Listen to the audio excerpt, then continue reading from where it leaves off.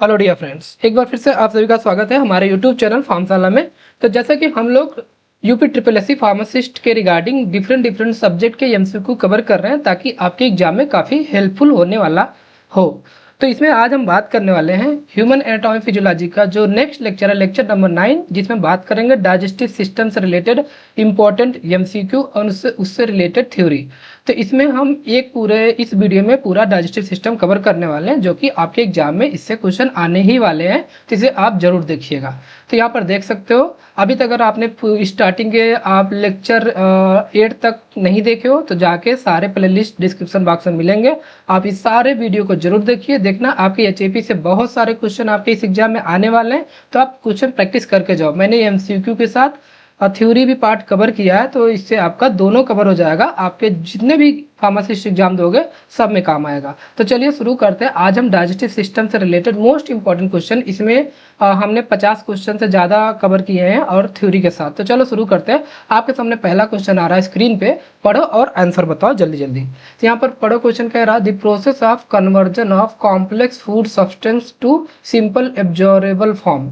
मतलब जो आप जटिल खाद्य पदार्थों को जो हम खाते हैं उसको सरल अवशोषण योग्य रूप में बदलने की प्रक्रिया को क्या बोलते हैं? ऑप्शन पढ़ो, डाइजेशन, एक्सक्रीशन, रेस्पायरेशन या सर्कुलेशन। सही बात है, हम खाने को तो ऐसे बड़े बड़े टुकड़े तो डायरेक्ट अपने बॉडी में डाल नहीं सकते। उसके लिए हमें क्या करना होता है, उसको छोटे छोटे टुकड़ों में तोड़ना पड़ता है। उस तोड़ने में कौन से हमारे बॉडी के डिफरेंट पार्ट हेल्प करते हैं। जैसे हमारे टीथ होते हैं, टीथ क्या करता है, उसको थोड़े टुकड़ों में तोड़ता है, देन वो हमारे बॉडी में जाके स्टोमक में होता है। फिर स्टोमक में डिफरेंट टाइप के एसिड उस पर काम करते हैं और उस एसिड उस भोजन को और ज़्यादा गला देते हैं और वो भोजन फिर धीरे धीरे जाके आगे इंटेस्टाइन से हमारे पूरे बॉडी पार्ट में जहाँ जहाँ न्यूट्रिएंट की जरूरत होती है सब जगह भेज दिया जाता है ब्लड के माध्यम से। तो पूरा प्रोसेस होता है। इस पूरे प्रोसेस को बोलते हैं हम, क्या बोलते हैं, डाइजेशन बोलते हैं। तो करेक्ट आंसर यहाँ पर हो जाएगा पहले का ए वाला। तो आपको पता होना चाहिए डाइजेशन क्या होता है। यह एक ऐसा प्रोसेस जिसमें कॉम्प्लेक्स फूड सब्सटेंस को तोड़ दिया जाता है सिंपल एब्जॉर्बेबल फॉर्म में, ताकि वो हमारे ब्लड में एब्जॉर्ब हो जाए। क्लियर? आ जाओ। यहाँ पर अगर हम बात करें डाइजेस्टिव सिस्टम की, तो यहाँ पर देख सकते हो डाइजेस्टिव सिस्टम जो क्या होता है, ट्रांसफर करता है न्यूट्रिएंट, जो हम न्यूट्रिएंट खाते हैं फ्रॉम द एक्सटर्नल एनवायरनमेंट। बाहर से आप गए कुछ खाने पीने, आपने खाना खाया न्यूट्रिएंट के फॉर्म में, और वो हमारे बॉडी में जाएगा इंटरनल एनवायरनमेंट। अब वो डिफरेंट रूट के थ्रू जाएगा। जैसे यहाँ पर देख सकते हो, सबसे पहले आपने माउथ से खाना खाया, फिर माउथ से हो जाएगा हमारे फायरिंग्स में, फिर फायरिंग से होते हुए कहाँ जाएगा, ओसोफेगस में, फिर ओसोफेगस से कहाँ जाएगा, आपका स्टोमक में जाएगा। फिर स्टोमक के अलग अलग पार्ट होते हैं, ड्यूडेनम, स्टोमक के आप देखोगे यहाँ पर कार्डियक, बॉडी, फंडक, पाइलोरिक, ये सारे अलग अलग पार्ट होते हैं। फिर उसके बाद आपका स्टोमक से हमारा फिर आपके इंटेस्टाइन में जाके ओपन होगा। इंटेस्टाइन में अलग अलग पार्ट होते हैं, जैसे ड्यूडेनम, जेजनम, इलियम।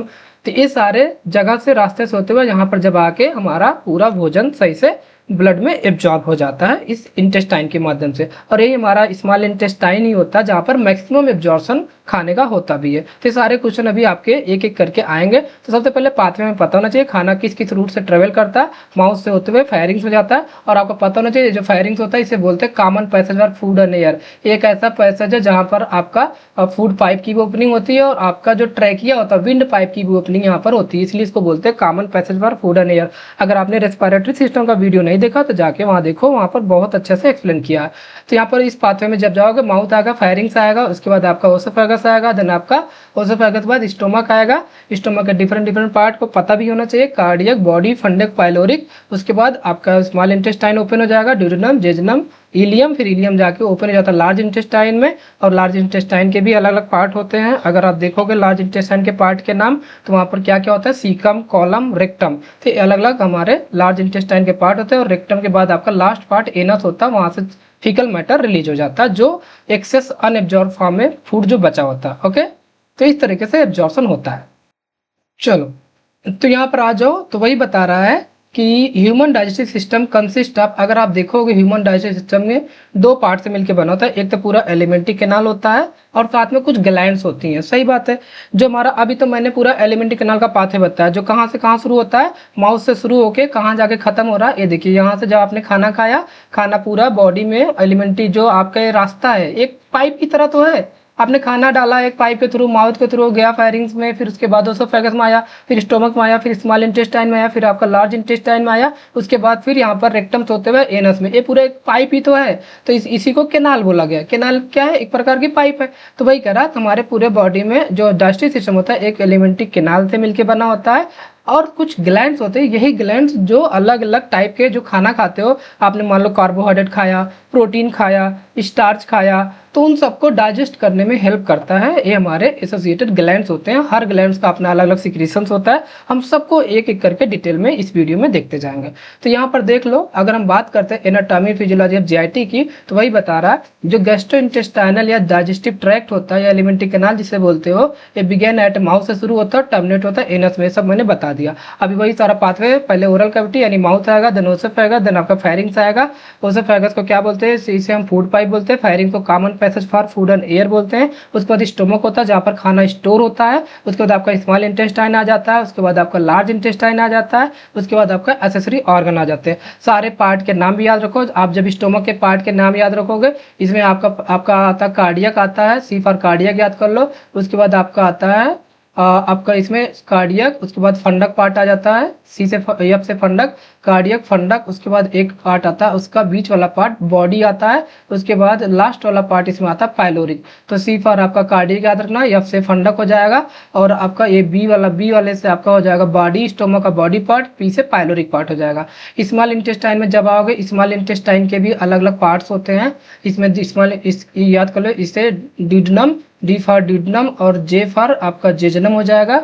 और इसमें जो लास्ट वाला पार्ट होता है इसमें आपका आ जाता है इलियम। ओके, तो डिडनम, जेजनम, इलियम ये आपके स्मॉल इंटेस्टाइन के पार्ट होते हैं। उसके बाद हमारा जो लार्ज इंटेस्टाइन का पार्ट होता है, तो इसका भी याद कर लो।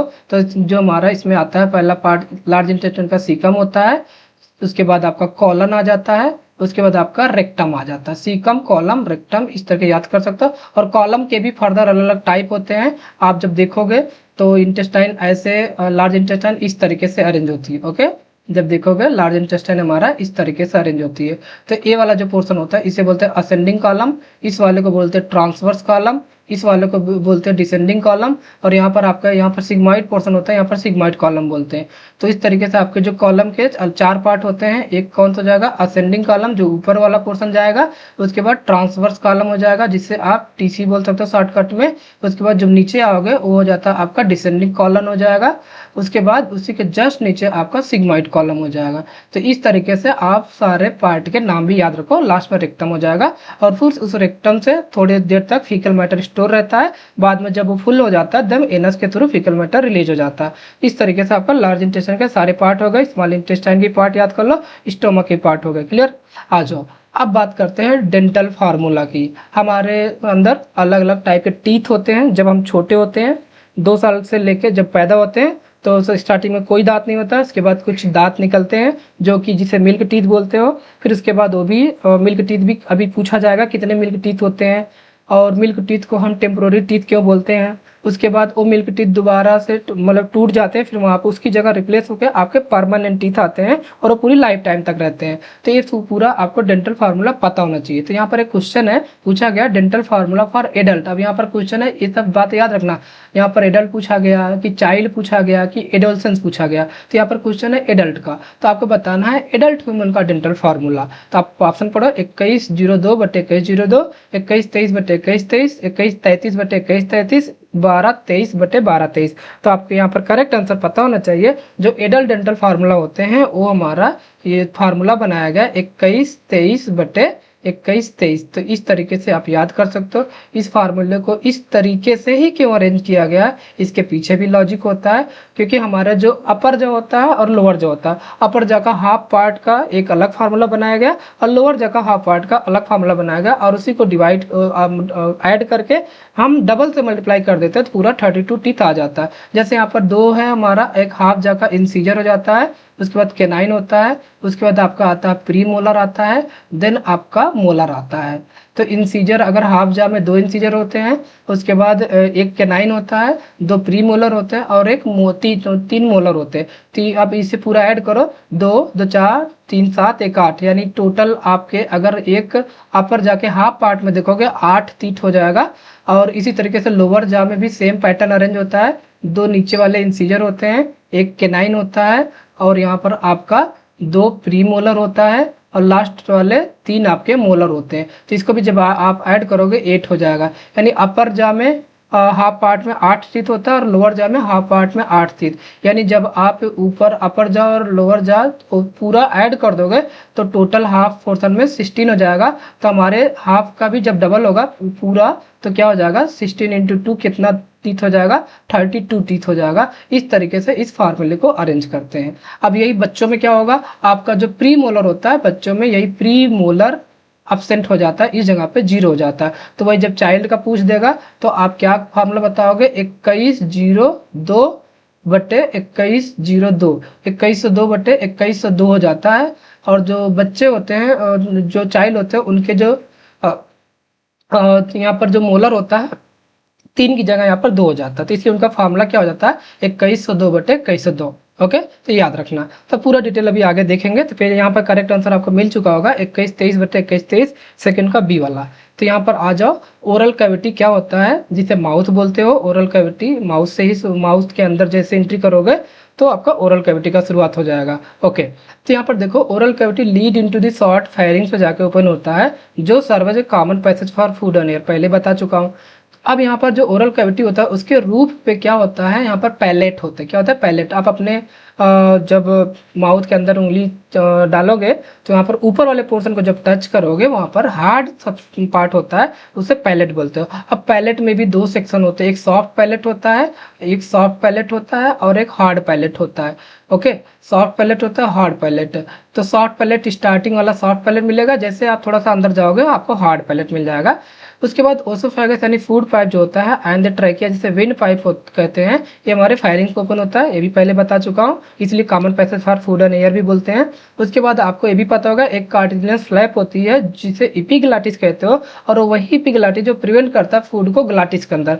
अब सर जी ग्लाटिस क्या है? ग्लाटिस वही ओपनिंग है जो विंड पाइप ट्रैकिया के ओपनिंग को ही ग्लाटिस बोलते हैं। जब हम खाना खाते हैं तो इसी ग्लाटिस को इपिग्लाटिस आके कवर कर लेता है ताकि आपका खाना आपके लंग में ना जा पाए, ताकि आपको खांसी ना आए। इसलिए बोलते हैं आप खाना खाते समय बोलो मत, क्योंकि बोलोगे तो श्वास नली ओपन रह जाएगी, ग्लाटिस ओपन रह जाएगा, इपिग्लाटिस इसको कवर नहीं कर पाएगा और खाने का टुकड़ा आपके श्वास नली में जाएगा। इसी वजह से आपको खांसी आती है जोर जोर की। क्लियर?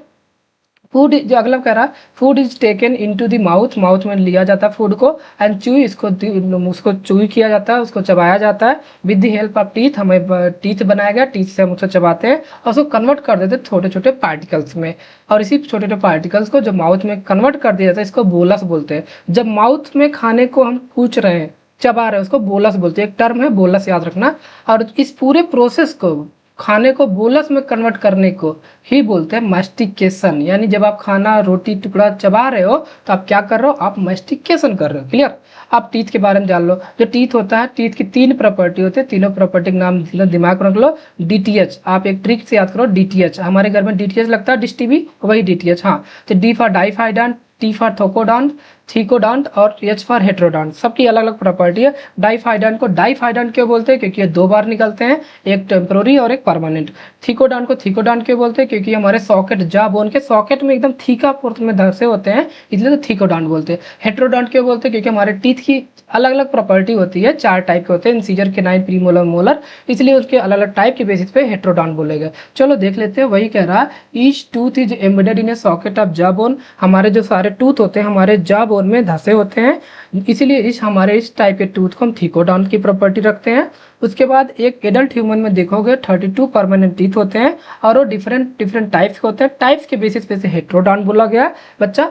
तो यहाँ पर देख सकते हैं इंसीजर होता है, केनाइन होता है, प्रीमोलर होता है, मोलर होता है। क्लियर? आगे आ जाओ। अब सबकी प्रॉपर्टी होती है, फंक्शन भी देख लो। इंसीजर जो अगर आप देखोगे हाफ पोर्शन का जो इंसीजर होता है 2 होते हैं। मैंने अभी बताया कि हम हमेशा अपर जाके हाफ पोर्शन के अकॉर्डिंग फार्मूले को बनाए हैं।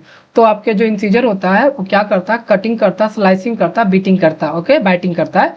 और जो केनाइन्स होते हैं आप देखोगे जब आपको कोई चीज फाड़ना होता है आप अपने जस्ट इंसीजर के बगल वाले केनाइन पोर्शन में फंसाते हो और खटाक से खींचते हो। ओके, तो इस तरीके से केनाइन का काम है टीयरिंग करना, पियर्सिंग करना, होल्डिंग करना। प्री मोलर का काम क्या है? अब प्री मोलर जो हम उसको जो रोटी का टुकड़ा है उसको पीसने का काम करता है, उससे इसलिए क्रशिंग का काम हो जाता है, च्यूइंग का काम हो जाता है। और मोलर अगर कभी वही जो बचे उसे पोर्शन रह जाते हैं उसको और ग्राइंड कर देता है, उसको एकदम महीन महीन कर देता है मोलर टीथ। क्लियर? आ जाओ। तो वही करा, मेजोरिटी ऑफ मैमल्स जो होते हैं including human beings have two set of teeth होते हैं ड्यूरिंग देयर लाइफ, उनके लाइफ के टाइम में। जैसे ए सेट ऑफ टेम्पोररी, जिसे मिल्क टीथ बोलते हैं या डेसिडुअस टीथ बोलते हैं, और इससे रिप्लेस किया जाता है बाद में एक परमानेंट या एडल्ट टीथ से। तो इसके ये दो टाइप की टीथ की प्रॉपर्टी होने की वजह से इस टाइप के टीथ को हम अपने अंदर डाइफाइडांट बोलते हैं। तब वही देख लो दोनों टीथ की प्रॉपर्टी, डेसिडुअस टीथ यानी पतझड़ वाले टीथ, मतलब इस डेसिडुअस टीथ जो होंगे ना ये टूट के गिर जाएंगे, दोबारा से नए टीथ आएंगे इसकी जगह, इसलिए इसको टेम्पोररी टीथ बोलते हैं, इसलिए इसको बेबी टीथ बोलते हैं, इसलिए इसको मिल्क टीथ बोलते हैं। तो छोटे बच्चों को देखते नहीं, कहते तुम्हारे दूध वाले दांत आ गए, अभी अभी ये दूध वाले दांत आपके गिर जाएंगे। तो वही जो हमारे 20 नंबर होते हैं दूध मिल्क टीथ, और यही 20 टीथ दोबारा गिर के फिर से निकलते हैं। ओके, अब यहाँ पर जो परमानेंट टीथ होते हैं, यहाँ पर देखोगे 32 इन नंबर होते हैं। तो याद रखना, जो परमानेंट जिसे एडल्ट टीथ होते हैं, बाद में जब 832 टीथ हमारे लाइफ टाइम के लिए रहते हैं, और अगर ये टूट के गिरते भी तो इनके रिप्लेसमेंट में कोई टीथ नहीं निकल पाता। ओके, चलो तो नेक्स्ट आ जाओ। कुछ यहाँ पर अगर हम वही बता रहे थे टीथ का अरेंजमेंट कैसे होता है, तो arrangement of teeth in each upper and lower jaw में जब देखोगे incisor, canine, pre molar, molar के फॉर्म में होता है, तो इसलिए इसका डेंटल फार्मूला जब देखोगे, ये देखो ये हमारा एक कंप्लीट जा है, इस तरीके से देखोगे। अब इसी जा को हम ऐसे दो पार्ट में, हाफ पार्ट में डिवाइड कर देते हैं। ये अपर जा हो गया और ये लोअर जा होता है। तो अपर जा में यहाँ से हम काउंट करते हैं, ये देखो 2 इंसीजर होता है, देन आपका एक कैनाइन होता है, देन आपका 2 प्री मोलर आता है, देन लास्ट में आपका मोलर आता है। तो इसी तरीके से हाफ पोर्शन इधर से काउंट करते हैं, और लोअर जा का भी सेम उसी तरीके से हाफ पोर्शन 2 इंसीजर आएगा, एक कैनाइन आएगा, देन 2 प्री मोलर आएगा, देन आपका 3 मोलर आएगा। तो इस तरीके से यहाँ पर देख लो, ये हमारा इंसीजर होता है, उसके बाद ये हमारा कैनाइन है, ये हमारा प्री मोलर है, और ये हमारा मोलर होता है। ओके, तो यहाँ पर अगर चाइल्ड का डेंटल फार्मूला देखोगे, लगभग 2 साल तक बच्चों के अंदर तो मिल्क टीथ ही रहता है, 20 नंबर में होते हैं, 2102/2102 ये फार्मूला याद रखना। और जो ह्यूमन एडल्ट्स होते हैं 17 से 20 साल तक के बच्चों को, यहाँ पर 2122/2122 फार्मूला होता है, इनके अंदर 28 टीथ होती हैं। ओके, उसके बाद आपका जो एडल्ट ह्यूमन होते हैं उनका फार्मूला 2123/2123 हो जाता है, यानी इनके अंदर 32 परमानेंट टीथ आ जाते हैं। ओके, तो याद रखना जो लास्ट में जो 4 टीथ निकलते हैं मोलर वाले, वो हमारे विजडम टीथ भी कहलाते हैं। तो यहाँ पर और अगर टीथ के बारे में जानोगे तो टीथ में एक हार्ड च्यूइंग सरफेस होता है टीथ पे, जो इनेमल का बना होता है, और यही इनेमल होता है जो हमारे बॉडी का सबसे हार्डेस्ट पार्ट भी कहलाता है। ये हमारे फूड को मस्टिकेट करने में मदद करता है। इनेमल को क्यों हार्डेस्ट पार्ट बोला गया? क्योंकि इस इनेमल की मदद से ही भी जो लोग नॉन वेजिटेरियन होते हैं वो लोग देखोगे चिकन खाते हैं और चिकन की हड्डियों को भी तोड़ तोड़ के खा जाते हैं, तो वो इनेमल ही स्ट्रॉन्गेस्ट पार्ट होता है। जो टीथ के ऊपर व्हाइट पोर्शन होता है वही सबसे मजबूत पार्ट होता है, जिसकी मदद से हम उसे खा पाते हैं। क्लियर? आ जाओ, क्वेश्चन नंबर 3 के बारे में बात करते हैं। The type of attachment where each tooth is embedded in a socket of jaw bone. कह रहा है वही अभी जो टीथ की 3 प्रॉपर्टी बता के आया हूँ उसी से क्वेश्चन है, आसान क्वेश्चन है, जल्दी से ऑप्शन पढ़ो। तो ऑप्शन कह रहा डाइफाइडन कहोगे, थिकोडॉन कहोगे, हेट्रोडॉन कहोगे कि होमोडॉन कहोगे। एकदम इजी क्वेश्चन है, जल्दी बताओ। हमारे जॉ बोन में धंसा है तो क्या कहोगे? थिकोडॉन कहोगे। यस, करेक्ट आंसर मिल चुका।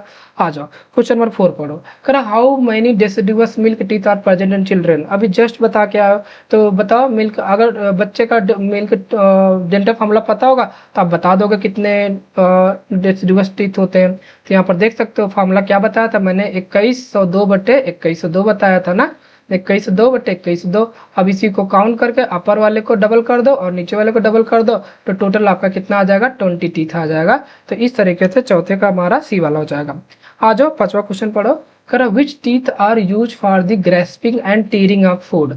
तो कौन सा टूथ होता है जो भोजन को पकड़ने और फाड़ने के लिए यूज किया जाता है? ऑप्शन पढ़ो, कैनाइन, इंसीजर, मोलर या प्री मोलर। तो हमारा कौन सा होता है? जल्दी से राइट आंसर बताओ। यस, राइट आंसर हमारा कैनाइन होता है। कैनाइन होता है जो टीयरिंग में मदद करता है। 5वें का ए वाला हो जाएगा। आ जाओ, 6वां नंबर क्वेश्चन पढ़ो। करो which teeth are use for biting off large pieces of food. मतलब भोजन के बड़े टुकड़ों को काटने के लिए किन दांतों का उपयोग करते हो? तो यहाँ पर आप देख सकते हो ऑप्शन, जल्दी से बताओ। मोलर का, कैनाइन का, इंसीजर का या प्री मोलर का। तो यहाँ पर हम जो हमारा पहला पार्ट होता है इंसीजर ही, उसी की मदद से हम चीज़ों को बड़े बड़े लार्ज पीस को तोड़ने में मदद करते हैं। भोजन के बड़े टुकड़ों को तोड़ने के लिए हम इंसीजर का उपयोग करते हैं। क्लियर? आ जाओ, नेक्स्ट चलते हैं क्वेश्चन नंबर 7 पढ़ो। करो what is the process of chewing food called. भोजन चबाने की प्रक्रिया को क्या कहते हैं, उसका एक पूरा प्रोसेस होता है, नाम को बताना है। और ये भी हम लोग डिस्कस कर चुके हैं पीछे एक्सप्लेनेशन में, तो जल्दी से आंसर बताओ।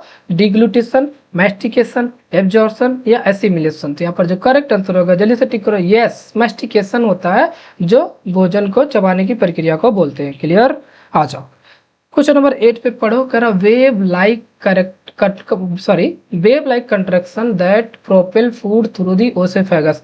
कह रहा जो ग्रासनली के माध्यम से भोजन को आगे बढ़ाने की प्रक्रिया, जो तरंग जैसा पेरिस्टेलियासिस ऐसे से करके भोजन को भेजा जाता है नीचे की तरफ। तो ये पेरिस्टेलियासिस प्रोसेस जो होता है हमारा ओसोफेगस के अंदर, अगर आप देखोगे तो ये अगर हम बना दे, ये हमारा हो गया एक इंसान। ओके, अब यहाँ से खाना खाया, ये खाना खाएगा तो जाएगा हमारा ओसोफेगस में।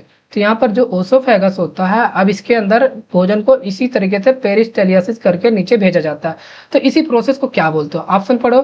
मैस्टिकेशन, डिग्लूटेशन या डाइजेशन या पेरिस्टेलियासिस। मैंने नाम आंसर ही बता दिया। चलो कोई ना बच्चों, तभी मुस्कुरा रहे हो। चलो हाँ, तो यहाँ पर इसको बोलते हैं पेरिस्टेलियासिस बोलते हैं। तो 8वें का डी वाला हो जाएगा। चलो कोई ना, 9वां पढ़ो। कह रहा process of soling is also called. Soling process को क्या बोलते हो? जब आप खाना को निगलते हो उस प्रोसेस को क्या बोलते हो? ऑप्शन पढ़ो। मेस्टिकेशन, डिग्लूटेशन, इमल्सिफिकेशन या एब्जॉर्प्शन। तो बहुत इजी प्रोसेस है, हम लोग यहाँ पर देख ही सकते हैं। मेस्टिकेशन तो होगा नहीं, एब्जॉर्प्शन जैसा कुछ होगा नहीं, एमल्सिफिकेशन तो फैट के लिए होता है तो ये भी नहीं होगा हमारा। तो यहाँ पर देखोगे डिग्लूटेशन, जो डिग्लूटेशन प्रोसेस होता है, इसमें हम निगलने की प्रक्रिया को डिग्लूटेशन बोलते हैं। 9th का करेक्ट आंसर सेकंड वाला हो जाएगा। चलो यहाँ पर देख सकते हैं, थोड़ा टंग के बारे में जान लेते हैं। टंग क्या होते हैं? सबसे पहली बात है फ्रीली मूवेबल मस्कुलर ऑर्गन होते हैं जो अटैच होते हैं फ्लोर ऑफ ओरल कैविटी में। फ्रेनुलम एक मसल्स होती है, फ्रेनुलम की मदद से अटैच होता है। क्लियर। अगर देखोगे टंग के अंदर जो मस्कुलर ऑर्गन होते हैं जो हमारे माउथ के फ्लोर पे अटैच होती है, और इसका काम क्या, help in chewing and swallowing food. Food को च्यूइंग मदद करता है और सोलोइंग में हेल्प कराने में मदद करता है। तो आप देखते हो ना, जब खाना खाते हो तो जीभ मूव करती रहती है। अगर जीभ हो ही ना तो खाना मूव भी ना करा पाओगे। जो लेफ्ट राइट दांतों के नीचे आप भेजते हो अपने खाने को ना, जीभ की मदद से भेजते हो, तो ये सब आप प्रोसेस नहीं कर पाओगे। तो इसीलिए टंग का बहुत ही इंपॉर्टेंट रोल होता है। कि टंग का केवल झगड़ा करने में रोल नहीं होता है, इसका रोल खाने को अच्छे से मिक्स करवा के और उसको छोटे छोटे पार्ट में तोड़वाने में भी हेल्प करवाता है और उसको निगलवाने में भी हेल्प करवाता है। क्लियर। तो यहाँ पर देख सकते हो अपर सरफेस ऑफ टंग है जो स्मॉल प्रोजेक्शन। जब टंग के ऊपर देखोगे छोटे छोटे प्रोजेक्शंस भी लगे होते हैं जिसे पैपिला बोलते हो। सर जी पैपिला क्या होता है? पैपिला क्या होता है? अरे तुम जो खाना पीना इतना पसंद करते हो सर, मिठाई खा लो, चाउमीन खा लो, गोलगप्पे खा लो, आप जो अलग अलग टाइप के खट्ट से लड़कियां होती है ना, जाते हैं गोलगप्पे दुकान पे, इस बार मीठा वाला खिलाओ, इस बार खट्टा वाला, इस बार नमकीन वाला। तो ये सारी प्रॉपर्टी इस पैपिला की वजह से तुम्हें मिल रहा है। अगर पैपिला ना होता ना तो तुम्हें किसी प्रकार का टेस्ट ही फील ना होता, फिर खाने पीने में कोई इंटरेस्ट ही नहीं होता। जो भी आता ऐसे डिब्बा खोल के ऐसे मतलब माउथ के अंदर डाल कर निकल जाते। तो इसीलिए पैपिला का बहुत इंपॉर्टेंट रोल होता है हमें टेस्ट को बताने में। तो इसी पैपिला में क्या होते हैं, ढेर सारे टेस्ट बर्ड लगे होते हैं जो हमें अलग अलग टाइप के टेस्ट को बताते हैं। तो पैपिला का टाइप देखोगे तो पैपिला बहुत सारे टाइप के होते हैं। ये देखो, ये हमारा रियल का टंग है, किसी का निकाल के नहीं लाया हूँ, ये नॉर्मल इमेज है। यहाँ पर देख सकते हो, यहाँ पर सबसे आगे फंजीफॉर्म होती है पैपिला, देन उसके नीचे जाओगे फिलीफॉर्म आ जाएगा, उसके बाद उसके ऊपर जाओगे सर्कमवेलेट पैपिला आ जाएगा, देन आपका फोलिएट पैपिला आ जाएगा। तो यहाँ पर देख सकते हो ये पैपिला टोटल 4 टाइप के होते हैं, और इस 4 टाइप्स में से जो हमारे ह्यूमंस के अंदर पाए जाते हैं इसमें से 3 पाए जाते हैं। एक तो सर्कमवेलेट वाला पाया जाता है, और एक हमारा फोलेट वाला पाया जाता है, और एक फंजीफॉर्म वाला पाया जाता है। फिलीफॉर्म वाला हमारे ह्यूमंस के अंदर नहीं होता। तो ये 3 टाइप के पैपिला जो हमारे अंदर ज़्यादा पाए जाते हैं, सर्कमवेलेट, फोलिएट और फंजीफॉर्म। क्लियर। तो ये सारे 3 टाइप के टेस्ट बड होते हैं, इसे याद रखो। और इसका जो अलग अलग पोर्शन में स्वीट का भी टेस्ट बताता है। तो आप अगर इसे याद करो, सबसे फ्रंट वाला पोर्शन स्वीट के बताता, जो आप मिठाई खाते हो उसके बाद उसके जस्ट बैक साइड में आओगे, किनारे किनारे कॉर्नर पर नमकीन टेस्ट साल्टी बताता है, उसके बाद जस्ट उसके पीछे आओगे सावर टेस्ट बताता है खट्टा, और सबसे नीचे बिटर। आप कभी मिर्चा खाए हो जो कड़वा लगता है, हमेशा देखना बैक साइड में कान के बगल लगता रहता है, क्यों? क्योंकि हमारा जो बिटर वाले टेस्ट बताने की प्रॉपर्टी हमारे टीथ के बैक साइड में होती है। अगर आपको इसको याद करना है कि हमारे किस जगह पे क्या टेस्ट मतलब प्रॉपर्टी होती है, तो आप याद रखना, जैसे हमारे यहाँ कोई मेहमान आता है तो उसको सबसे पहले क्या देते हो? सबसे पहले इसको स्वीट देते हो, मिठाई देते हो ना खाने के लिए, यस। तो सबसे पहला वाला पार्ट स्वीट को बताएगा। उसके बाद मिठाई के बाद उसको क्या लाते हो? नमकीन ला के देते हो, चाय और नमकीन ला के देते हो, फिर साल्ट वाला पोर्शन आ जाएगा उसके बैक साइड में। और उसके बाद जब नमकीन वमकीन खिला दिया, उसके बाद मेहमान बहुत देर तक बैठा है, तो एक समय आएगा तुम्हें बुरा लगने लगेगा, एकदम चिड़चिड़े हो जाओगे, अरे जा नहीं रहा। होता ना कि जब मेहमान हमारे घर पे ज़्यादा, हमारे घर पे तो नहीं, तुम लोग के घर पे तो ज़्यादा दिन तक रुक जाते होंगे, तुम्हें बुरा लगने लगता होगा। तो यहाँ पर देख लो, तो यहाँ पर तो जब बुरा लगेगा तुम्हें अंदर से खट्टा, बुरा लगने को खट्टा बोला गया ऐसे नॉर्मल याद करने के लिए, तो सॉर तुम्हें फील होगा। उसके बाद एक टाइम पे आएगा एकदम कड़वाहट, एकदम कड़ी कड़ी बातें बोलोगे जाने के लिए। अब जा क्यों नहीं रहे हो? कब जाओगे? टाइम हो गया, चले जाओ, ऐसे ना। तो ये पूरी प्रॉपर्टी ऐसे याद कर लो सीक्वेंस में स्वीट का, तो आसानी से याद हो जाएगा। बस एक ट्रिक है, किसी के ऊपर ऐसा रियल लाइफ में ना अप्लाई करें।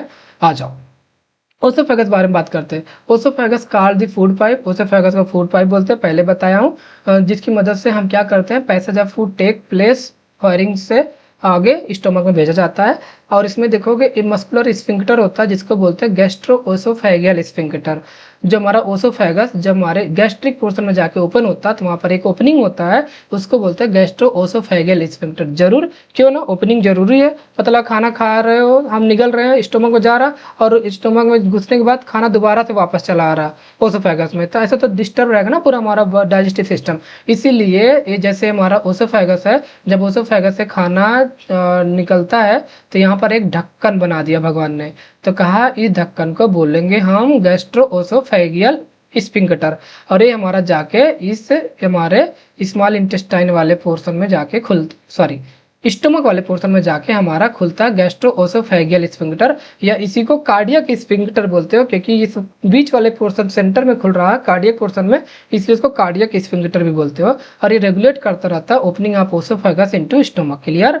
अब यहाँ कह रहा ओसोफेगस इज ए थिन, पतला सा लॉन्ग ट्यूब होती है, जो एक्सटेंड होती है पोस्टीरियरली पासिंग थ्रू नेक से होते हुए, थोरैक्स से होते हुए और डायफ्राम से होते हुए जे shaped bag like structure stomach पर जाकर खुलती है। अगर आप देखोगे हमारा जो स्टोमक होता है, ये देखो जे शेप स्ट्रक्चर बन रहा है ना, ये देखो जे शेप, इसलिए इसको बोलेंगे जे सब बैग लाइक स्ट्रक्चर। स्टोमक का शेप याद रखना कैसा होता है, J shape bag like structure. Okay, function क्या होता है? A wave of peristalsis is stimulated when the bolus is present in the firing. जब हम खाना को कूच के बोलस के फॉर्म में कन्वर्ट कर देते हैं, तो हमारे फायरिंग्स होते हुए हमारे ओसोफेगस में जाता है, पेरिस्टालियासिस मूवमेंट करके वो हमारे ओसोफेगस के थ्रू स्टोमक में भेज दिया जाता है। क्लियर? आ जाओ, अब स्टोमक बारे में जान लो। स्टोमक क्या होते हैं वही बताया, ये हमारा हालो मस्कुलर जे से बैग लाइक स्ट्रक्चर होता है। स्टोमक लाई बिटवीन ओसोफेगस और स्मॉल इंटेस्टाइन के बीच में होता है। हमारा जो सेकेंड फेज डाइजेशन स्टोमक में शुरुआत होता है, फर्स्ट फेज तो माउथ में शुरू हो जाता है। डाइजेशन का पहला प्रोसेस, खाना तुमने जैसे ही माउथ में डाला, वहीं से जैसे कूचना शुरू किया, मेस्टिकेट करते ही खाना शुरू हो जाता है डाइजेशन, समझे? और वहाँ पर बहुत सारे एंजाइम पाए जाते हैं। सेलेवरी एमाइलेज के बारे में भी बताऊंगा, जो कार्बोहाइड्रेट यानी स्टार्च को कन्वर्ट कर देता है आपको माल्टेज में। वो सारे डाइजेशन प्रोसेस हम लोग देखेंगे अभी। तो ये पूरा डाइजेशन याद रखो, स्टोमक में सेकेंड फेज डाइजेशन स्टार्ट होता है, फर्स्ट फेज तो माउथ में स्टार्ट हो गया था। स्टोमक लोकेटेड होता है कहाँ पर? Upper left portion of the abdominal cavity में पाया जाता है। और इसमें 4 मेजर पार्ट होते हैं, अभी मैंने बताया है क्या होता है। फंडक पार्ट होता है, कार्डियक होता है, बॉडी होता है, पाइलोरिक, ये सब बताया था ना अभी स्टार्टिंग में। वही तो जो कार्डियक पोर्शन होता है, जो कार्डियक पोर्शन में ही हमारा ओसोफेगस आके ओपन होता है। ये रहा हमारा ओसोफेगस, ये हमारा इसी कार्डियक पोर्शन में आके ओपन होता है। और यहीं पर हमारा एक स्फिंक्टर लगा होता है, जिसको बोल रहे थे गैस्ट्रो ओसोफेगियल स्फिंक्टर या कार्डियक स्फिंक्टर। क्लियर? ओके, उसके बाद आपका फंडिक रीजन भी पाया जाता है। उसके बाद बॉडी पोर्शन होता है, जो मेन कंट्रोल रीजन होता है हमारे स्टोमक में। और इसमें पाइलोरिक पोर्शन होता है, जो ओपन होता है first part of small intestine. तो ये हमारा जो पाइलोरिक होता है, ये जाके हमारे स्मॉल इंटेस्टाइन के फर्स्ट पार्ट में ओपन होता है। और यहाँ पर भी एक ढक्कन लगा होता है, स्फिंक्टर लगा होता है, इसको बोलते हैं पाइलोरिक स्फिंक्टर। इसी पाइलोरिक के नाम पे क्योंकि जो जहाँ पर जो रहेगा उसी के नाम से ना दरवाजा बनेगा, है कि नहीं। अगर जिस जगह तुम रह रहे हो जिस जमीन पे, तो तुम्हारे नाम की खेतनी होगी ना, है तो होता नहीं। वैसे यहाँ पायलोरिक है, अब दरवाजा बनवाएगा तो पायलोरिक स्प्रिंटर नाम का ही बनवाएगा, है कि नहीं। जैसे यहाँ पर कार्डियक ओपन हो रहा था, इसका दरवाजे का नाम भी कार्डियक स्प्रिंटर रख दिया गया, तो ऐसे वही याद रख लो। ओके। फंक्शन, फंक्शन क्या होता है, इट प्रोवाइड करता है हाईली एसिडिक एनवायरनमेंट, क्योंकि यहाँ पर गैस्ट्रिक एसिड का प्रोडक्शन होता है, यहाँ पर सिक्रीशन होता रहता है, विच कैन जो ब्रेक डाउन करता है लार्ज मॉलिक्यूल को स्मॉल मॉलिक्यूल में। ये हुआ स्टोमा की प्रॉपर्टी। आ जाओ क्वेश्चन नंबर 10 के बारे में बात करते हैं। क्वेश्चन पढ़ो बच्चों। Which part of digestive system absorb about 90% of nutrient, हमारे डाइजेस्टिव सिस्टम का कौन सा पार्ट लगभग ज्यादा न्यूट्रिएंट एब्जॉर्ब करता है। ये तो अभी जस्ट बता कर, जल्दी से खटाक से बताओ। Stomach, large intestine, small intestine, liver. Yes correct बच्चा, स्मॉल इंटेस्टाइन होता है जहाँ पर सबसे ज्यादा एब्जॉर्प्शन होने को मिलता है। चलो क्वेश्चन नंबर 11 पढ़ो। Villi and microvilli are present in small intestine. जो हमारे विलाई एंड माइक्रोविलाई पे आ जाते हैं, देखना हमारे स्मॉल इंटेस्टाइन के अंदर छोटे छोटे फिंगर लाइक प्रोजेक्शंस होते हैं, एकदम छोटे छोटे। विलाई के ऊपर भी छोटे छोटे होते हैं, जिसे माइक्रो विलाई करते हैं। वो क्यों पाए जाते हैं, ये इतने सारे विलाई बनाने की जरूरत क्यों पड़ी, क्यों? ऑप्शन पढ़ो और आंसर बताओ। सीक्रेट हार्मोन को सीक्रेट करने के लिए, सरफेस एरिया को बढ़ाने के लिए एब्जॉर्प्शन, ताकि एब्जॉर्प्शन ज्यादा हो, बैक्टीरिया को मारने के लिए, प्रोड्यूस बाइल को। यहाँ पर करेक्ट आंसर हमारा होगा सेकेंड, ताकि सरफेस एरिया ज्यादा हो जाए और जो हमारा खाने का एब्जॉर्प्शन हो ज़्यादा से ज़्यादा हो, क्योंकि हम खाना तो ज़्यादा खाते हैं। तो अगर हमारे बॉडी में ज़्यादा मात्रा में जगह नहीं होगा, अलग अलग जगह जाके खाना एब्जॉर्ब नहीं हो पाएगा, इसलिए ज़्यादा मात्रा में विलाई और माइक्रो विलाई बनाए जाते हैं, ताकि ज़्यादा मात्रा में खाना का एब्जॉर्प्शन हो। ओके चलो, यहाँ पर क्वेश्चन नंबर अभी हम स्मॉल इंटेस्टाइन के बारे में थोड़ा सा जान लेते हैं। वही स्मॉल इंटेस्टाइन क्या होता है, एक portion between stomach and large intestine के बीच का पार्ट होता है। इन एडल्ट में देखोगे इंटेस्टाइन का जो पोर्शन होता है, it measure about 7 centimetre in length में होता है और 2 से 3 सेंटीमीटर इन डायमीटर में होती है। और अगर देखोगे it is main site for the absorption के लिए मेन साइट होता है स्मॉल इंटेस्टाइन। और इसके अंदर विलाई एंड माइक्रो विलाई पाया जाता है, जो सरफेस एरिया को बढ़ा देते हैं ताकि न्यूट्रिशन का ज्यादा एब्जॉर्प्शन हो। ये देखो ऐसे विलाई छोटे छोटे प्रोजेक्शन लगे होते हैं, यही विलाई। ओके, और इसी विलाई के ऊपर भी ऐसे ऐसे छोटे छोटे माइक्रो विलाई लगे होते हैं, ऐसे छोटे छोटे माइक्रो विलाई। तो ये देखो ये विलाई होते हैं, इसी में लैक्टियल्स भी पाई जाती हैं, कैपिलरी पाई जाती हैं, और इसी भोजन एब्जॉर्ब का इसी कैपिलरी से होते हुए हमारे आर्टरी, वेन, जहाँ जहाँ भेजना होता है पूरे बॉडी पार्ट में खाना जाता रहता है। क्लियर? अब स्मॉल इंटेस्टाइन का अगर देखोगे, इसको 3 पार्ट में डिवाइड करते हैं। पहला पोर्शन सी शेप ड्यूडेनम आ जाता है, और उसके बाद सेकंड पोर्शन स्टार्ट होता है लॉन्ग कॉइल, मिडल पोर्शन जेजनम आ जाता है, उसके बाद जेजनम के बाद आपका हाईली कॉइल पोर्शन इलियम आ जाता है। तो ड्यूडेनम, जेजनम, इलियम 3 पार्ट होते हैं हमारे स्मॉल इंटेस्टाइन के। फंक्शन क्या होता है, वही मेन साइट होता है एब्जॉर्प्शन के लिए, और इसमें यहाँ पर केमिकल डाइजेशन कार्बोहाइड्रेट का होता है, और इट सिक्रीट दिस सिग्निफिकेंट, यहाँ पर कुछ हार्मोन्स निकलते हैं जैसे कोलिसिस्टोकाइनिन और सिक्रीटिन। तो ये याद रखना। अगला आ जाओ लार्ज इंटेस्टाइन के बारे में बात कर लेते हैं। Large intestine form the last part of alimentary canal का लास्ट पार्ट होता है। ये लगभग बहुत बड़ी होती है, 1.5 मीटर इन लेंथ होती है, 6 से 7 डायमीटर में देखोगे 6 से 7 डायमीटर होती है। सर जी इतना लंबा इंटेस्टाइन क्यों बनाएगा 1.5 मीटर? बच्चा, इतना आपका जो एब्जॉर्प्शन प्रोसेस होता है उसको सही से होने के लिए 1.5 मीटर लंबा बनाया गया। अच्छा, 1.5 मीटर को रखा कैसे गया? हमने बताया जब भी हमारे बॉडी में चीजों को, लंबी चीजों को रखना होता है, तो भगवान ने हर चीज को फोल्ड करके रखना शुरू किया, इसलिए हमारे इंटेस्टाइन को देखोगे फोल्ड करके रखा होता है। ओके, और रिस्ट्रिक्शन फ्रॉम द सीकम से होते हुए कहाँ जाकर ओपन होती है? एनस में, while including the ascending column. उसके यहाँ पर बीच में आपका मैंने बताया ना, तो ये देखोगे ascending colon, then transverse colon, then descending colon, then sigmoid colon, then आपका रेक्टम होता है। तो वही कह रहा है, इस तरीके से आपका ओपनिंग होती है। रेक्टम क्या होता है? It act as a store the faecal matter को स्टोर किया रहता है थोड़ी देर तक टेम्पोरली। और एनस क्या होता है? एक्सटर्नल ओपनिंग होता है, रेक्टम का ही ओपनिंग होता है एनस, और इस सराउंडेड बाई स्फिंक्टर मसल्स पाई जाती हैं। जब आपको मतलब फीलिंग ऑफ फुलनेस होती है तो ये स्फिंक्टर ओपन हो जाती है, और जो फीकल मैटर होते हैं आपके रिलीज हो जाते हैं।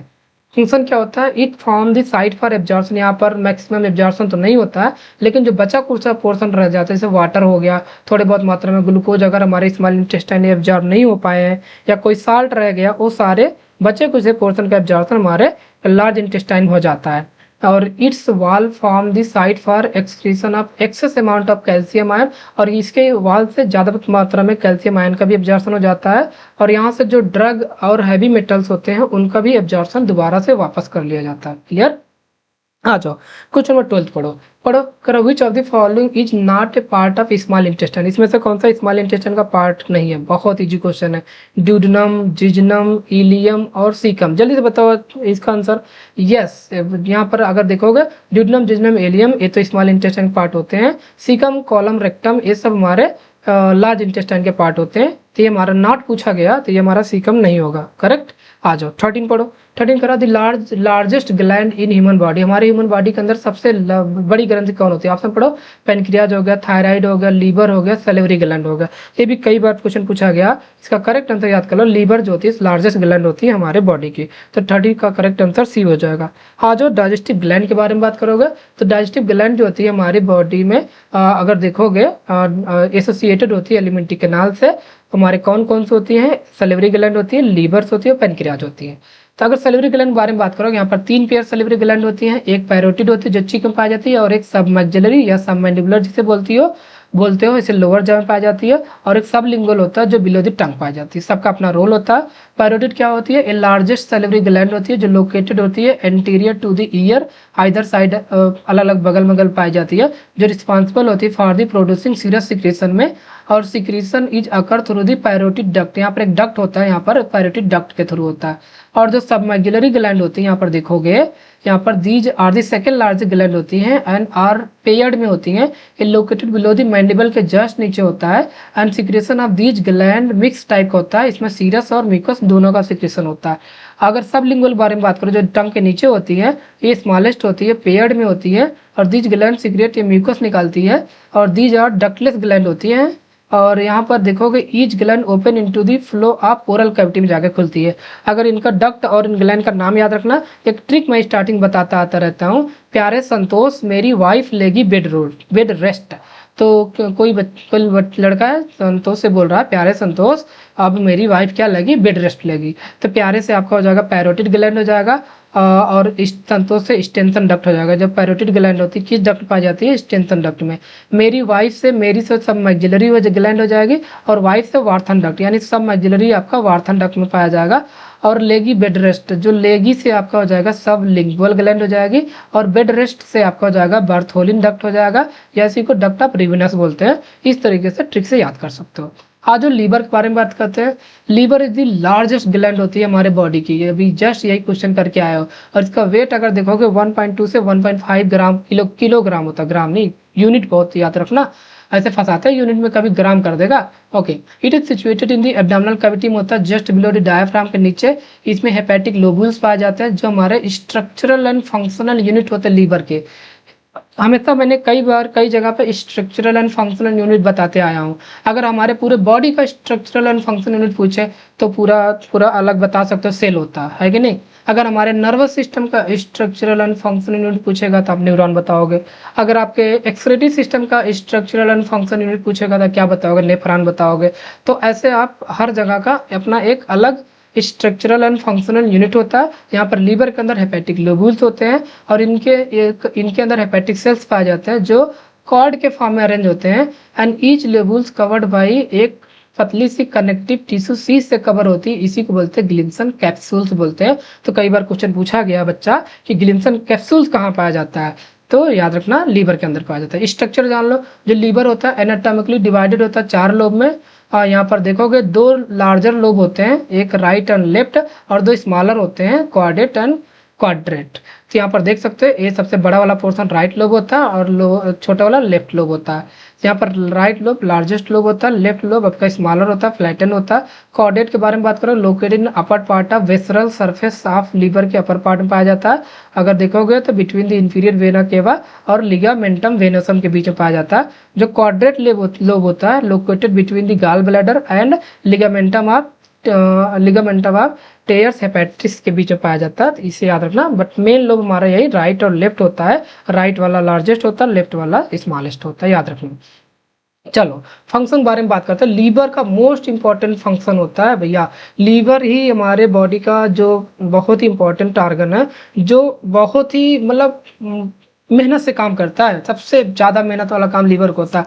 आप जितनी कुछ भी खा लेते हो मार्केट में जाके, पिज्ज़ा, बर्गर, कोल्ड ड्रिंक, आप यहाँ तो एल्कोहल तक पीते रहते हो, तो सबसे ज़्यादा असर हमारे बॉडी के जो आर्गन होता है, इस लीवर को काम करना पड़ता है उसको मेटाबोलाइज करने में, उसको डिटॉक्सिफाई करने में। इसलिए लीवर का बहुत ही इंपॉर्टेंट रोल होता है। इसलिए भगवान ने लीवर को एक आशीर्वाद दिया, जा लीवर तुझे मैं रीजनरेशन की पावर देता हूँ। इसलिए कभी देखा होगा कि लीवर का अगर ज़्यादा से ज़्यादा पोर्शन भी खराब हो जाता है तो लीवर अपना काम सही से कर लेता है और अपने आप को दोबारा से रीजनरेट करके सही कर लेता है। इसलिए लीवर को ये बहुत ही अच्छी प्रॉपर्टी है। तो लीवर है जो wide range of functional process होता है न्यूट्रिएंट को एब्जॉर्ब करवाने में, फूड को एब्जॉर्ब करवाने में। एक क्या करता है, स्टोर करता है शुगर को फॉर लेटर यूज। जैसे आपने कभी कभी होता नहीं, आपने खाना खाया, पेट तो भर गया लेकिन खाना बचा रहेगा, चलो खा ही लेते हैं, क्या हो जाएगा। अरे क्या हो जाएगा, लीवर को मेहनत करना पड़ेगा, एक्स्ट्रा खाना को स्टोर करना पड़ेगा। जो हम एक्सेस खाना खाते हैं हमारे बॉडी में किस फॉर्म में स्टोर होता है बताओ, किसी को पता है? कमेंट करके जल्दी बताओ। यस, कोई बच्चा बोल रहा है सर जी जो हम एक्सेस खाना खाते हैं, एक्सेस जो हमारे बॉडी में जो स्टोर होता है ग्लाइकोजन के फॉर्म होता है। गुड, सही जवाब। जो हम खाना एक्सेस खाना हमारे बॉडी में ग्लाइकोजन के फॉर्म में स्टोर होता है। चलो बताओ, जो प्लांट होते हैं, प्लांट के अंदर जब एक्सेस फूड जो हो जाता है उनके अंदर, वो किस फॉर्म में खाने को स्टोर करते हैं? यस, कोई बताएगा? हाँ, कौन है बताने वाला? यस, स्टार्च के फॉर्म में स्टोर करते थे। ये सब बातें याद रखो। चलो, लीवर का काम क्या है? A production of bile and cholesterol का प्रोडक्शन कराने में मदद करता है, रिमूव करता है टॉक्सिन्स को एंड कम्बेटिंग करता है इन्फेक्शन, जो भी हमारे बॉडी में इन्फेक्शन फैलता है उसको भी रोकता है।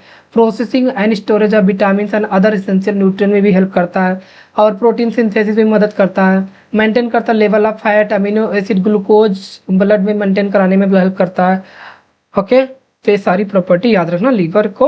इसलिए थैंक्स बोलो कि हमारे अंदर लीवर है जो हमारे लिए बहुत अच्छा काम कर रहा है। ओके, तो लीवर का पूरा इमेज देख लो, ये हमारा लीवर होता है, ये लीवर होता है, देख लो। और लीवर के बगल में यहाँ पर देखोगे गाल ब्लैडर होता है। ये गाल ब्लैडर भी इसका बहुत ही अपना इंपॉर्टेंट रोल होता है। लीवर के अंदर एक बहुत ही इंपॉर्टेंट चीज़ की सिंथेसिस होती है जिसको बोलते हैं बाइल जूस। लीवर के अंदर बाइल जूस बनता है और जो बाइल जूस बनता है इसी गाल ब्लैडर में आके स्टोर हो जाता है। ओके, यहाँ पर लगभग 70 ml तक स्टोरेज हो सकता है, तो गाल ब्लैडर में स्टोर होता है ताकि फ्यूचर में जब किसी फैट वेट का एब्जॉर्प्शन कराना हो तो उसको रिलीज किया जाए। तो याद रखना, जब बाइल जूस का सिक्रीशन होता है हमारे लीवर के अंदर होता है और इसको स्टोर किया जाता है गाल ब्लैडर में, और जो हमारा एक्ट करता है जहाँ से रिलीज होके हमारे स्मॉल इंटेस्टाइन में आके यहाँ पर गाल ब्लैडर का जो जूस होता है वो हमारा यहाँ के स्मॉल इंटेस्टाइन में काम करता है। तो देखो, सिंथेसाइज हुआ लीवर में, स्टोर हुआ गाल ब्लैडर में बाइल जूस और एक्ट किया हमारे स्मॉल इंटेस्टाइन में। तो याद रखना। आ जाओ पेनक्रियाज बारे में जान लो। Pancreas is most important part. आ जाओ, पेनक्रियाज को हम बोलते हैं कंपाउंड या मिक्स्ड ग्लैंड, क्योंकि इसके अंदर दो प्रॉपर्टी होती है, एक्सोक्राइन एंड एंडोक्राइन। और इसमें देखोगे एक्सोक्राइन क्यों बोला गया? क्योंकि कुछ एंजाइम का सिक्रीशन करता है। एंडोक्राइन क्यों बोला गया? क्योंकि कुछ हार्मोन का सिक्रीशन करता है। और इसके अंदर देखोगे ये इलांगेटेड ऑर्गन होती है जो सिचुएटेड होती है between the limb of C shape duodenum के बीच में होता है। ये देखो, ये हमारा ड्यूडेनम होता है ना, ड्यूडेनम सी शेप होता है, इसी सी शेप ड्यूडेनम के बीच में ये देखो हमारा इस तरीके से पेनक्रियाज लगा होता है, लीफ लाइक स्ट्रक्चर होती है। तो जो वही कह रहा है, एक्सोक्राइन पोर्शन सिक्रीट करता है एल्कलाइन पेनक्रियाटिक जूस, जिसके अंदर क्या होता है? ट्रिप्सिनोजन होता है, काइमोट्रिप्सिनोजन होता है, प्रोकार्बोक्सी पेप्टाइड होता है, लाइपेज होता है, एमाइलेज होता है, न्यूक्लियस। इसको ट्रिक्स याद कर लो, टी सी प्लान, टी से ट्रिप्सिनोजन, सी से काइमोट्रिप्सिनोजन, पी से प्रोकार्बोक्सी पेप्टाइड, जैसे लाइपेज, जैसे एमाइलेज, जैसे न्यूक्लियस। ओके, और ये अलग अलग तरीके से सबके नाम में सबका काम छुपा है। न्यूक्लियस का काम क्या होगा? जो हमारे न्यूक्लिक एसिड होते हैं उसको ब्रेक डाउन करेगा। एमाइलेज क्या होगा? जो हमारे फैट होंगे, जो हमारे एमाइलेज होंगे जो आपके अलग अलग हमारे बॉडी से आएंगे उसको भी एब्जॉर्ब करके थोड़े पार्ट में तोड़ेगा। जो लाइपेज होंगे फैट को भी थोड़े पार्ट में तोड़ेगा। जो कार्बोक्सी पेप्टाइड है ये सारे क्या करेंगे? कार्बोहाइड्रेट पोर्शन को ब्रेक डाउन करते हैं। तो सारे एंजाइम्स होते हैं अलग अलग पोर्शन को ब्रेक डाउन करेंगे, जो भी कार्बोहाइड्रेट आएगा, प्रोटीन्स आएगा, फैट आएगा, उन सबको। ओके, आ जाओ। तो एंडोक्राइन पोर्शन जो होता है सिक्रीट करता है हार्मोन। अब एंडोक्राइन पोर्शन बारे में जान लो। एंडोक्राइन पोर्शन हार्मोन सिक्रीट करता है। तो याद रखना, पेनक्रियाज के अंदर एक बहुत ही इंपॉर्टेंट टाइप के हार्मोन सिक्रीशन होते हैं, वो हमारे इंसुलिन होते हैं और ग्लूकागोन होते हैं। इंसुलिन हमारे बीटा सेल से सिक्रीट होती है और ग्लूकागोन हमारी अल्फा सेल से सिक्रीट होती है। और यही हमारी अल्फा सेल और बीटा सेल जो होती हैं, ये दोनों ग्लूकागोन और इंसुलिन को सिक्रीट करके हमारे बॉडी में ग्लूकोज लेवल को मेंटेन करते हैं। जब बॉडी में ग्लूकोज लेवल बढ़ जाता है तो इंसुलिन सिक्रीट होता है जो ग्लूकोज को कम करता है, और जब बॉडी में ग्लूकोज लेवल कम हो जाता है तो ये हमारे ग्लूकागोन होता है जो बॉडी में ग्लूकोज लेवल को बढ़ाता रहता है। क्लियर। तो स्ट्रक्चर जान लो। पेनक्रियाज जो होता है इसके अंदर हेड होता है और the part lying with in the duodenal portion पर कर्वेचर पाया जाता है। और ये बॉडी जो होता है इसके अंदर एक हेड होता है, बॉडी होता है और एक टेल होता है जो कनेक्ट किया रहता है पेनक्रियाज को स्प्लीन से। तो यहाँ पर देख सकते हो ये हेड पोर्शन होगा जो ड्यूडेनम के पास रहता है, उसके बीच वाला पोर्शन बॉडी होता है, देन टेल आ जाता है। जो पेनक्रियाटिक आइसलेट्स होते हैं यहाँ पर एक प्रकार की आइसलेट्स ऑफ लैंगरहैंस के नाम से जाना जाता है, जो मेकअप क्या करती है एंडोक्राइन पोर्शन होती है हमारे पेनक्रियाज का। तो यही आइसलेट ऑफ लैंगरहैंस में ही हमारे अल्फा सेल और हमारे बीटा सेल पाए जाते हैं। तो ये दोनों यही आइसलेट ऑफ लैंगरहैंस में लगे होते हैं और यही अल्फा सेल हमारा ग्लूकागोन निकालती है, बीटा सेल हमारा इंसुलिन निकालती है। ओके, फंक्शन जान लो। Enzymatic secretion in the pancreatic, pancreas में एंजाइमेटिक सिक्रीशन कराता है जो हेल्प करता है ब्रेक डाउन करवाता है कार्बोहाइड्रेट, फैट और प्रोटीन को एंड एसिडिनम जो भी होगा सबको मैनेज कराता रहता है। क्लियर। चलो नेक्स्ट आ जाओ, क्वेश्चन नंबर 14 पढ़ते हैं। क्वेश्चन पढ़ो जल्दी से। तो क्वेश्चन कह रहा the endocrine portion of pancreas is known as, तो ऑप्शन पढ़ो जल्दी से। कह रहा pancreatic duct, islet of Langerhans या फंडस या एस्नी। तो जो हमारा एंडोक्राइन पोर्शन होता है पेनक्रियाज को उसे हम क्या बोलते हैं, अभी जस्ट आपने पढ़ के आया, यस उसे बोलते हैं आइसलेट ऑफ लैंगरहैंस बोलते हैं। चलो क्वेश्चन नंबर 15 पढ़ो। अब जल्दी करेंगे, सारा थ्योरी पार्ट लगभग कवर हो चुका है। विच ऑर्गन स्टोर करता है एंड कंसंट्रेट करता है बाइल को। ऑप्शन पढ़ो, लीवर हो गया, पेनक्रियाज होगा, गाल ब्लैडर हो गया या स्टोमक हो गया। तो यहाँ पर हमारा जो पेनक्रियाज होता है, पेनक्रियाज बताओ सही जवाब है ना गलत, पेनक्रियाज नहीं होता, गाल ब्लैडर। जो हमारा गाल ब्लैडर होता है हमारा, अभी कितनी बार तो वही बोल के आया, हमारा लीवर क्या कर रहा था, जो हमारा सिंथेसाइज कर रहा था पेनक्रियाटिक जूस को, और हमारा जो गाल ब्लैडर क्या कर रहा था, इसको स्टोर कर रहा था, यानी बाइल जूस को क्या कर रहा था, स्टोर कर रहा था। तो यहाँ पर वही तो पूछ रहा है कि कौन सा ऑर्गन होता है जो स्टोर कर रहा है और कंसंट्रेट कर रहा है बाइल को, यानी बाइल। तो बाइल को कंसंट्रेट स्टोर करने का काम हमारा गाल ब्लैडर करता है, तो कंफ्यूज मत होना। क्लियर। तो 15 का करेंट सी वाला हो जाएगा। आ जाओ गाल ब्लैडर बारे में बात कर लेते हैं। चलो बस एक मिनट। तो गाल ब्लैडर बारे में बात करते हैं। तो गाल ब्लैडर जो होता है हमारा पियर शेप ऑर्गन होता है, देखोगे पियर शेप होता है, देखो ये छोटा था पियर शेप हमारा गाल ब्लैडर यहाँ पर लगा हुआ। और गाल ब्लैडर क्या करता है, the gall bladder function to store, पहले बताया स्टोर करता है और कंसंट्रेट करता है बाइल को जो प्रोड्यूस होता है लीवर के द्वारा, जो हेल्प करता है डाइजेशन प्रोसेस में। और इसकी कैपेसिटी 70 ml तक स्टोर कर सकता है बाइल को। अगर स्ट्रक्चर बारे में देखोगे, gall bladder comprises of funds होता है जिसे ब्रोडर पार्ट मेन पार्ट बोला गया, और ज़्यादा पार्ट होता है, और बॉडी पोर्शन होता है, सेंट्रल पोर्शन होता है, नेक होता है। अगर गाल ब्लैडर का वॉल के बारे में देखोगे, 3 लेयर होती है टिश्यू की, इनर म्यूकोसल लेयर, म्यूकोमस्कुलरी लेयर और आउटर सिरोसा। फंक्शन बारे में बात करते हैं, स्टोर करता बाइल को, तब तक स्टोर करता है जब तक इंटेस्टाइन को डाइजेशन के लिए जरूरत नहीं पड़ती है बाइल की। उसको gall bladder can remove toxin substance को भी रिमूव करता है फ्रॉम द ब्लड से एंड इंजेस्टेड फूड से। और एल्कलाइन नेचर ऑफ बाइल जो होता है, बाइल का जो एल्कलाइन नेचर होता है वो हेल्प करता है न्यूट्रलाइजेशन प्रोसेस में हाइड्रोक्लोरिक एसिड का, HCl का, जो हमारे बॉडी में स्टार्वेशन के टाइम में जो एक्सेस HCl सिक्रीट होता है उसको न्यूट्रलाइज करवाने में भी बाइल का बहुत इंपॉर्टेंट रोल होता है। क्लियर। आ जाओ क्वेश्चन नंबर 16 पढ़ते हैं, अब थोड़ा स्पीड अप करते हैं। ओके। तो pH of the stomach is highly acidic due to production of, तो किसके उत्पादन के कारण पेट के अंदर पीएच की मात्रा बढ़ जाती है, पीएच एसिडिक हो जाता है, जल्दी बताओ। तो बहुत ही आसान क्वेश्चन है, ऑप्शन पढ़ो, bile, saliva, gastric acid, insulin. Yes, gastric acid की वजह से हमारे स्टोमक के अंदर एसिडिक पीएच बढ़ जाता है। तो 16 का सही वाला राइट आंसर हो जाएगा। 17 पढ़ो, कह रहा which gland is known as mix gland, अभी जस्ट पढ़ के आया हो किसे मिक्स ग्लैंड बोलते हैं, जिसके अंदर दोनों एंडोक्राइन एक्सोक्राइन प्रॉपर्टी थी। क्या था, लीवर था, पेनक्रियाज, पैरोटिड ग्लैंड या sublingual gland. Yes, correct answer मिल चुका, पेनक्रियाज था जिसे हम एंडोक्राइन मिक्स ग्लैंड बोलते हैं, या इसे हेट्रोक्राइन ग्लैंड भी बोलते हो। तो 17 का सेकंड करेक्ट आंसर हो जाएगा। आज जो 18 पढ़ते हैं, कह रहा है largest lobe of the liver, जो हमारे लीवर का लार्जेस्ट लोब होता है, अभी लोब भी बताया था, राइट लोब, लेफ्ट लोब, तो कौन सा बड़ा होता है, ऑप्शन पढ़ो, लेफ्ट लोब, क्वाड्रेट लोब या राइट लोब। तो करेक्ट आंसर मिल चुका है, राइट लोब हमारा सबसे लार्जेस्ट पोर्शन होता है। चलो इजी है, सब पढ़ के आए हो। यहाँ पर देख लो स्ट्रक्चर, ये हमारा राइट लोब है जो हमारा बड़ा वाला पोर्शन है, और ये हमारा लेफ्ट लोब छोटा वाला पोर्शन है। हाँ, जो 19 पढ़ते हैं, 19 बारे में पढ़ो, कर bile help in emulsification of, bile किसके इमल्सिफिकेशन हेल्प करता है, ऑप्शन पढ़ो, कार्बोहाइड्रेट, प्रोटीन, लिपिड या फैट। तो बाइल हमारा किसके इमल्सिफिकेशन हेल्प करता है, जल्दी से बताओ बच्चा answer. Yes, lipid and fat के इमल्सिफिकेशन हेल्प करता है। आ जाओ 20 पढ़ो। करा temporary storage site for faeces in large intestine. बड़ी आंत में मल के अस्थायी भंडारण स्तर कौन होता है, कौन सा पोर्शन जहाँ थोड़े देर के लिए फीकल मैटर स्टोर रहता है। सीकम हो गया, कॉलम हो गया, एनस हो गया या रेक्टम हो गया। ये भी जस्ट पीछे डिस्कस करके आए हो। करेक्ट आंसर जल्दी से करेक्ट करते जाओ। यहाँ चैट बॉक्स, जब आप अगर वीडियो देख रहे हो चैट बॉक्स में भी आप अपने आंसर सब लिख सकते हो। इससे पता चलेगा कि आप यहाँ पर भी हो। ओके, आपकी मौजूदगी भी दिखानी पड़ती है। तो 20 का करेक्ट आंसर सी हो जाएगा, सॉरी डी हो जाएगा, रेक्टम हो जाएगा। ओके चलो, तो यहाँ पर आ जाओ 21 पढ़ते हैं। 21, हाँ और एक बात, और वीडियो को लाइक भी किया जाता है। अगर आप वीडियो देख रहे हो तो वीडियो को लाइक करो, और चैनल को सब्सक्राइब नहीं किया तो सब्सक्राइब भी करते जाओ। ये सब बोलने वाली चीज़ें नहीं होती, आपको अपने आप कर देनी होती है। तो सैलरी माइलेज जो हमारे सलाइवा में पाई जाती है वो किसके डाइजेशन में हेल्प करती है। ऑप्शन देखो, फैट के, प्रोटीन के, कार्बोहाइड्रेट के, फाइबर में। ओह, यहाँ तो आंसर दिख गया। चलो कोई ना, तो यहाँ पर बताओ किसके डाइजेशन में हमारे सैलरी माइलेज, जो हमारा सैलरी माइलेज होता है पीएच 6.8 पे काम करती है और स्टार्च को कन्वर्ट करती है माल्टोज में। ओके, तो यहाँ पर हमारे स्टार्च किसके अंदर पाया जाता है, यस कार्बोहाइड्रेट, यानी कार्बोहाइड्रेट को कन्वर्ट करती रहती है माल्टोज में। तो करेक्ट आंसर 21 का सी हो जाएगा। ऑप्शन 22 पढ़ो।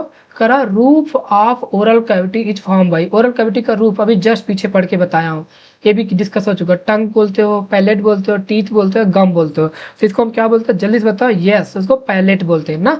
यस, 22 का सेकंड हो जाएगा। आ जाओ यहाँ पर देखते हैं 23। करा approximate length of large intestine. अभी इंटेस्टाइन का लेंथ भी डिस्कस हो चुका है। जल्दी से ऑप्शन टिक कर दो, चलो खटाक से टिक करते जाओ। ऑप्शन पढ़ो, 7 मीटर, 0.5 मीटर या 1.5 मीटर या 5 metre. Yes, 1.5 metre correct answer. 23 का सी हो जाएगा। 24 पे आ जाओ। कह रहा the oesophagus join the stomach at the. Oesophagus हमारे स्टोमक को कहाँ पर जाके ज्वाइन करता है, तो उस ज्वाइन का नाम बताना है। ऑप्शन पढ़ो, पायलोरी स्फिंक्टर, ड्यूडेनल स्फिंक्टर, फंडक स्फिंक्टर या गैस्ट्रो ओसोफेगल स्फिंक्टर या जंक्शन। तो ये भी अभी जस्ट डिस्कस करके आया, ऑप्शन मिल चुका होगा। यस, थर्ड और लास्ट वाला हो जाएगा, गैस्ट्रो ओसोफेगियल इस जंक्शन बोलते हैं उसको, ओसोफेगस जहाँ पर स्टोमक को ज्वाइन करता है। क्लियर। आ जाओ 25 के बारे में बात करते हैं। कारण large intestine is the main site for absorption of. जो हमारी बड़ी आंत होती है किसके लिए ज़्यादा एब्जॉर्प्शन में मदद करती है। ऑप्शन पढ़ो, प्रोटीन के, फैट के, वाटर, ग्लूकोज या साल्ट के, विटामिन के। तो ये भी डिस्कस करके आए हो, तो ऑप्शन बताओ। Yes, water, glucose and salt के एब्जॉर्प्शन में हेल्प करती है। आ जाओ 26 पढ़ो। 26 जल्दी से पढ़ो। करो which organ perform the detoxification and protein synthesis. कौन सा ऑर्गन है जो डिटॉक्सिफिकेशन और प्रोटीन सिंथेसिस में मदद करता है। तो ऑप्शन पढ़ो, मेहनती ऑर्गन कौन सा था, स्टोमक, पेनक्रियाज, लीवर या प्रीमोलर। तो यस, मेहनती ऑर्गन हमारा लीवर था। लीवर ही होता है जो परफॉर्म करता है डिटॉक्सिफिकेशन और प्रोटीन सिंथेसिस। 26 का सी। आ जाओ 27 पढ़ो। करा विच स्ट्रक्चर जो प्रिवेंट करता है entry of food into glottis during the swallowing. ये भी डिस्कस किया। ऑप्शन पढ़ो, फेरिंग्स हो गया, स्फिंक्टर ऑफ ओडाई हो गया, एपिग्लॉटिस हो गया, इलियोसिकल वाल्व। तो यहाँ पर 27 का करेक्ट आंसर हो जाएगा हमारा। जल्दी से बताओ बच्चा, उसे बोलते हैं यस एपिग्लॉटिस होता है जो कवर किया रहता है ग्लॉटिस को। क्लियर। तो 27 का सी हो जाएगा। आ जाओ 28 पढ़ते हैं। Hard chewing surface of teeth is made up of. Sir जी कितना मजा आ रहा, सारे क्वेश्चन ऐसे निकल जा रहे हैं। यस, इसलिए तो थ्योरी डिस्कस कराया था ताकि आपके तो क्वेश्चन इसी तरीके से निकले। तो इससे रिवीजन करके जरूर जाना एक बार एग्जाम में जाने से पहले। पूरा एचएपी का प्लेलिस्ट 2x स्पीड जैसे मन करे देख के जाना। आपके एचएपी से क्वेश्चन किसी भी फार्मेसी एग्जाम में गलत नहीं होंगे। आप पेपर दे के आना, देखना इन्हीं सारे वीडियो से ही क्वेश्चन रहने वाला है, इससे बाहर बिल्कुल नहीं होगा। एग्जाम का लेवल बिल्कुल भी टफ नहीं होगा। मैं अपने इस वीडियो में नॉर्मल मतलब इजी से लेके मॉडरेट से लेके टफ लेवल तक सब डिस्कस कर रहा हूँ, ताकि अगर एग्जामिनर का दिमाग खसक जाए, टफ क्वेश्चन बनाए तो टेंशन ना लेने का। आप इस वीडियो को देखो, आप टफ से भी टफ क्वेश्चन को भी सही करके आओगे। क्लियर। और इजी आएगा तो इजी तो सही करना ही है।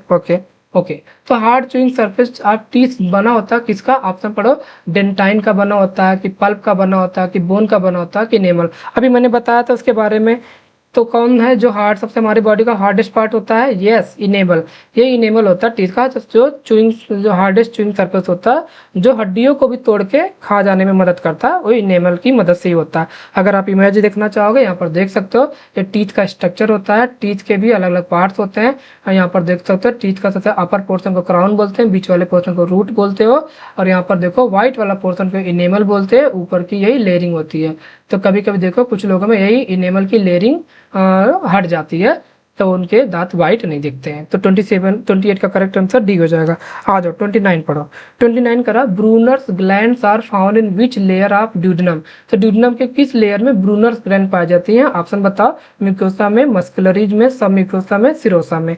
तो 29 का करेक्ट आंसर जल्दी से बताओ बच्चा। यस, यहाँ पर इसका करेक्ट आंसर सब म्यूकोसा हो जाएगा। अगर आप एलिमेंट्री कैनाल पूरा माउस से लेके नस तक देखोगे तो यही 4 लेयर पाई जाती हैं, outer to inner, serosa, muscularis, sub mucosa, mucosa. तो इसको हम पूरा देख सकते हैं। यहाँ पर देखो जो हमारा एलिमेंट्री कैनाल होता है, जब आप देखोगे इसको जब जूम करके देखोगे, सबसे बाहर वाली लेयर हमारी सिरोसा आती है, देन आपकी मस्कुलरीज आती है जिसे मसल लेयर बोलते हो, उसके बाद सब म्यूकोसा आती है, सबसे इनर लेयर हमारी म्यूकोसा होती है। तो इसी को जब सर्कुलर पार्ट में देखोगे, सबसे अंदर देखो, सबसे अंदर देखो, ये हमारी म्यूकोसा हो गई, उसके बाद ये हमारा सब म्यूकोसा हो गई जहाँ पे ब्रूनर्स ग्लैंड पाई जा रही थी। उसके बाद आपका मस्कुलरीज आ जाती है, सेकेंड लेयर, फर्स्ट लेयर आपकी सिरोस हो जाएगी। तो आउटर से इनर जब जाओगे तो यहाँ पर मैं एक ट्रिक बताता रहता हूँ, यस यम स्क्वायर याद कर लो, यस यम स्क्वायर, क्या यस यम स्क्वायर। एक यस से आपका हो जाएगा सिरोसा हो जाएगा, और यम से आपका हो जाएगा मस्कुलरीज हो जाएगा, और एक आपके यस यम से हो जाएगा सब म्यूकोसा हो जाएगा, और एक जो सिंगल यम बच गया इससे आपका क्या हो जाएगा, म्यूकोसा हो जाएगा। क्लियर? आ जाओ क्वेश्चन नंबर 30 बात करते हैं। चलो स्पीड करो। Largest gland of human body, repeated question है, कोई बच्चा खटाक से गोली की तरह आंसर करके भागो। लीवर, लार्जेस्ट ग्लैंड लीवर होती है। चलो नेक्स्ट आ जाओ, question number 31। Bile is store and concentrated इन, ये भी रिपीट हो गया। अरे पीपीटी रिपीट क्यों हो रही है भाई, जल्दी से आंसर बताओ। गाल ब्लैडर हो गया, लीवर हो गया, पेनक्रियाज हो गया, ड्यूडेनम हो गया। तो बाइल हमारा स्टोर एंड कंसंट्रेट कहाँ होती है? 31 का करेक्ट आंसर बताओ। यस, गाल ब्लैडर में। चलो 31 हो गया। यहाँ पर देखो, यहाँ पर थोड़ी सी बात याद करो जो मैं बता रहा था। जो बाइल होता है, बाइल जूस होता है हमारा, सिंथेसाइज होता है लीवर में, स्टोर होता है गाल ब्लैडर में, एक्ट होता है स्मॉल इंटेस्टाइन में, जो क्या काम करता है, इमल्सीफाई करता रहता है जो लार्ज फैट ग्लोबुल्स होते हैं। क्लियर? यहाँ पर देख सकते हैं पूरा गाल ब्लैडर का पूरा पाथवे देख सकते हो। गाल ब्लैडर में हमारा बाइल जूस रहता है, फिर हमारा इस यहाँ पर जब आएगा इस रास्ते को बोलते हैं डक्ट बोलते हो, जो गाल ब्लैडर से आती है, और ये डक्ट जाके हमारे ओपन होती है। यहाँ पर एक कॉमन डक्ट आती है। कॉमन डक्ट क्यों बोला गया? क्योंकि ये हमारा गाल ब्लैडर से भी आया और इधर हमारा लीवर से भी आया, तो यहाँ पर एक कॉमन पाथवे मिल जाता है, इसलिए कॉमन बाइल डक्ट बोलते हो। और यही हमारा बाइल जाके हमारे इंटेस्टाइन पोर्शन में, ड्यूडेनम पोर्शन में जाके अपना काम करता रहता है। क्लियर? आ जाओ क्वेश्चन नंबर 32 पढ़ो जल्दी से। Salivary mileage hydrolyse starch into, ये भी पढ़ के आए। ऑप्शन पढ़ो, ग्लूकोज को, माल्टोज को, लैक्टोज को, फ्रक्टोज को, किसको हाइड्रोलाइज करता है सेलेवरी माइलेज? Yes, maltose. किसमें? स्टार्च को माल्टोज में हाइड्रोलाइज करता है। यस, स्टार्च को किसमें करता है कन्वर्ट? माल्टोज में। क्लियर हो गया? 32 का बी वाला। आ जाओ, सारे एंजाइम के नाम जल्दी से याद करो, जो हमारे जितने भी डाइजेस्टिव सिस्टम में जितने भी एंजाइम्स होते हैं सबको मैंने इस एक चार्ट में कवर कर दिया है। चलो सबसे पहले बात करते हैं, जल्दी से देखते हैं। सेलेवरी माइलेज, जिसे टाइलिन बोलते हैं, इसका सिक्रीशन क्या होता है? सेलेवरी ग्लैंड होती है। ये क्या करता है? स्टार्च को कन्वर्ट करता है माल्टोज में। ओके, उसके बाद आप आ जाओ लिंगुअल लाइपेज, और लाइपेज कहाँ से निकलती है? टंग ग्लैंड से, और ये फैट को कन्वर्ट कर देती है फैटी एसिड और ग्लिसरॉल में। ओके, पेप्सिन कहाँ से निकलती है? पेप्सिन के बारे में बात करोगे, हमारे स्टोमक के चीफ सेल से निकलती है और प्रोटीन को कन्वर्ट करती है पेप्टाइड्स में। क्लियर? उसके बाद रेनिन यहाँ पर डबल एन वाला रहता है। ओके, मैं हमेशा बताया था जब एक्सक्रीटरी सिस्टम बता रहा था, मैंने इस रेनिन की जिक्र किया था जहाँ पर डबल एन आता है, और एक रेनिन जो यहाँ पर जब यहाँ से एक सिंगल एन हटा दोगे REN हो जाएगा, वो हमारी किडनी के अंदर नेफ्रॉन में हमारे जक्स्ट्रा ग्लोमेरुलर सेल JGA होती है जहाँ से रेनिन निकलता था। याद रखना, एग्जामिनर कभी कभी कंफ्यूज कराएगा। तो रेनिन की स्पेलिंग डबल एन वाली आपकी डाइजेस्टिव सिस्टम में आती है, और सिंगल एन वाले रेनिन वाली जो होती है वो हमारे एक्सक्रीटरी सिस्टम में आती है। क्लियर? तो रेनिन क्या करता है? इनफैक्ट के स्टमक में पाई जाती है, और ये मिल्क प्रोटीन केसिन को कन्वर्ट करती है, केसिन क्लॉट में बनाती है, मिल्क को कोगुलेट कराने में हेल्प करती है। जो गैस्ट्रिक लाइपेज होता है हमारे स्टमक से सिक्रीट होती है, स्टमक से सिक्रीट होती है, ये फैट को कन्वर्ट करती है फैटी एसिड और ग्लिसरॉल में। पेनक्रियाटिक एमाइलेज क्या करता है? पेनक्रियास से सिक्रीट होती है, नमो ही बता रहा है, और स्टार्च को कन्वर्ट करता है माल्टोज में। जो ट्रिप्सिन होता है, ट्रिप्सिन क्या करता है? पेनक्रियास से निकलती है और प्रोटीन को, पेप्टाइड को कन्वर्ट करती है पेप्टाइड्स में। उसके बाद जो काइमोट्रिप्सिन होता है, ये भी पेनक्रियास से निकलती है और ये भी प्रोटीन को पेप्टाइड्स में तोड़ती रहती है।